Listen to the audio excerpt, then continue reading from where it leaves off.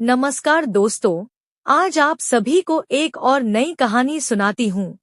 चापलूसों का घोंसला भाग 2। यह एक व्यंग्यात्मक रचना है, इसे अन्यथा न ले तथा कहानी सुनिए और खूब आनंद लीजिए। आप सभी से निवेदन करती हूँ कि हमारे चैनल को लाइक करें, शेयर करें, कमेंट्स और सब्सक्राइब कीजिए ताकि मुझे प्रेरणा मिलती रहे और रोज ऐसी मजेदार कहानियाँ सुनाती रहूं। आपसी वार्तालाप के बीच मुनिवर कहने लगे, गुरुदेव, आजकल क्या बच्चे लोग, क्या बड़े सभी लोग व्हाट्सएप यूनिवर्सिटी में जाकर डिग्री प्राप्त करने की फिराक में है। वहां पर गाली गलौज से लेकर बहुत से हिंसात्मक वाक्यों का इस्तेमाल करने की विधि सीखने का मौका मिल जाता है, जो लोगों में बहुत प्रेरणा जगाती है। ऐसे में मेरा विचार कहता है कि क्यों न हम लोग एक ऐसी पाठशाला का निर्माण करें ताकि वहां पर चापलूसी करने के नए नए तरीके सिखाया जाएं।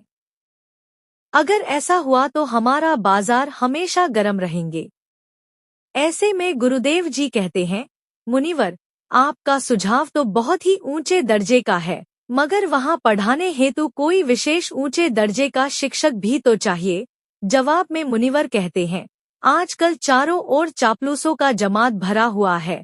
उनमें से किसी एक पूर्ण रूप से ज्ञानी चापलूस को अपनी पाठशाला का मुखिया बना देंगे, मतलब कि पूर्ण रूप से जिम्मेदारी, ताकि वह सभी को उचित शिक्षा देकर उच्च कोटि के सक्षम चापलूस बना सकें।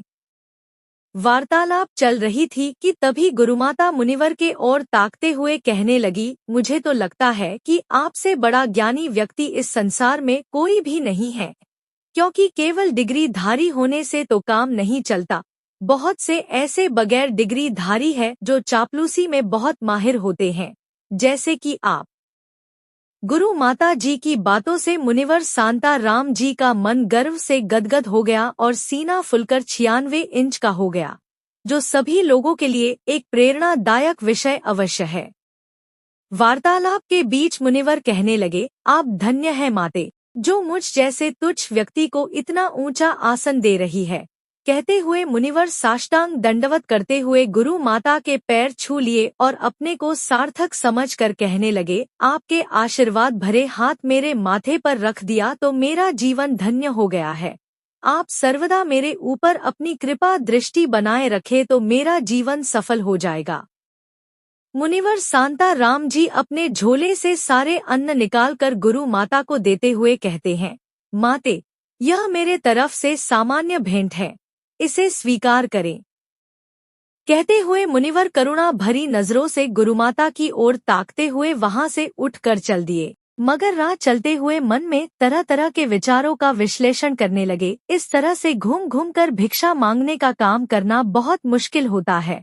अगर कुछ और शिष्यों को खोज कर यहाँ पर लाया जाए तो गुरुजी की पाठशाला में मुझे एक बहुत बड़ा ओहदा मिल सकता है।